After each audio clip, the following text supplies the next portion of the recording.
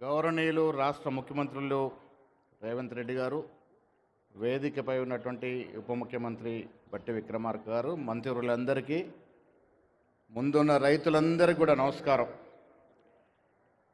ఈ రాష్ట్రంలో ఇప్పుడున్న కాంగ్రెస్ ప్రభుత్వం రైతుల ప్రభుత్వం.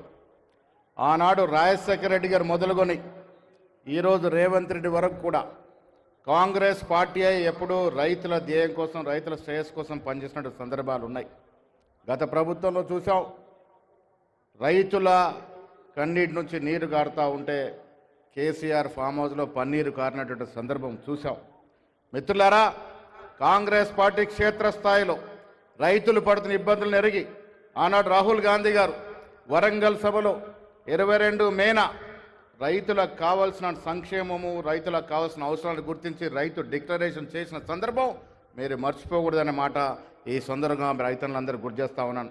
రాహుల్ గాంధీ గారు ఇచ్చిన మాట ప్రకారం మీ దయ వల్ల మీరందరూ ఓటేస్తే ఈనాడు రాష్ట్రంలో అధికారించిన కాంగ్రెస్ పార్టీ, రేవంత్ రెడ్డి గారు ముఖ్యమంత్రిగా ప్రతి క్షణం, ప్రతి దినం రైతుల శ్రేయస్సు కోసమే ఆలోచిస్తూ ఉంది, పనిచేస్తూ ఉంది అనే మాట మీకు స్పష్టంగా చెప్తా ఉన్నాను.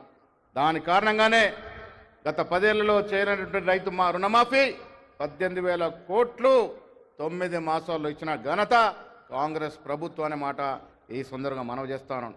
10 ఏళ్లలో వారు 50,000 ఉద్యోగాలు ఇస్తే 9 నెలలలో 50,000 ఉద్యోగాలు ఇచ్చిన ఘనత కాంగ్రెస్ రాష్ట్రంలో నడుస్తున్న కాంగ్రెస్ పార్టీ ఘనత అనే మాట కూడా ఈ సందర్భంగా మనవి చేస్తా ఉన్నాను.